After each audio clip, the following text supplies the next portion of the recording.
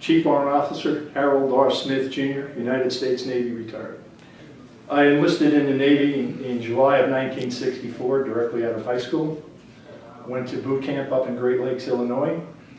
Upon completion of the boot camp, I was sent to Quartermaster A School up in Newport, Rhode Island. Spent about 2.5 months up in Newport. As a quartermaster, my responsibilities included chart and publication maintenance for the navigation department.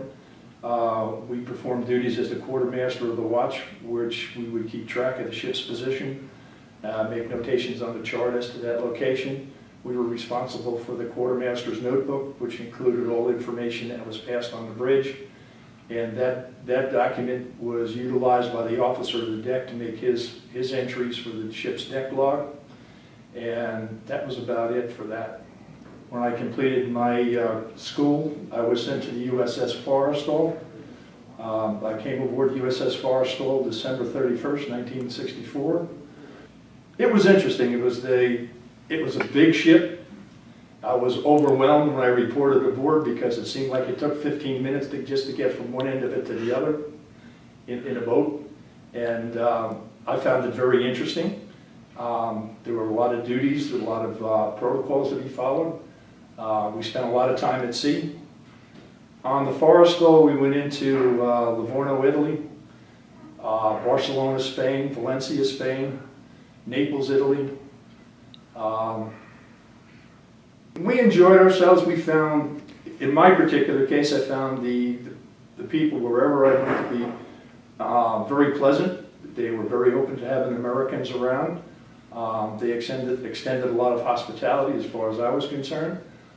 They were curious about, us as a nation. And when opportunities presented us, I would basically, let them know what I was doing and how things work from the American way of life.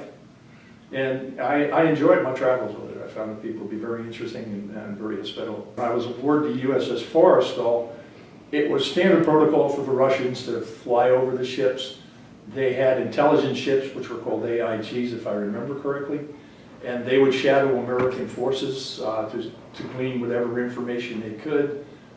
They would harass the shipping, our military ships, and push situations where they would try to create an incident of a collision or interrupt the formations and so forth. I stayed aboard the Forrestal until September 1966. At that time, I was on a volunteer list for Vietnam, and I was accepted. And I was assigned to Inshore Undersea Warfare Group 2, which was at Little Creek, Virginia. From there, we went to survival school. And upon completion of survival school, I was sent to Vung Tau, Vietnam. While I was there for a year. And I arrived in Vung Tau in 1967, and I left Vung Tau in 1968. I flew out of Saigon a week before Tet, 1968. When I arrived home, I was on leave, and at that particular time, the USS Pueblo was captured off the North Korea. I was very angry, very upset. I felt that our country could have done a lot more for those people. However, I understand the political ramifications of taking military action, and it was not my job to question. I just had to accept that the people higher up the chain of command knew what they were doing.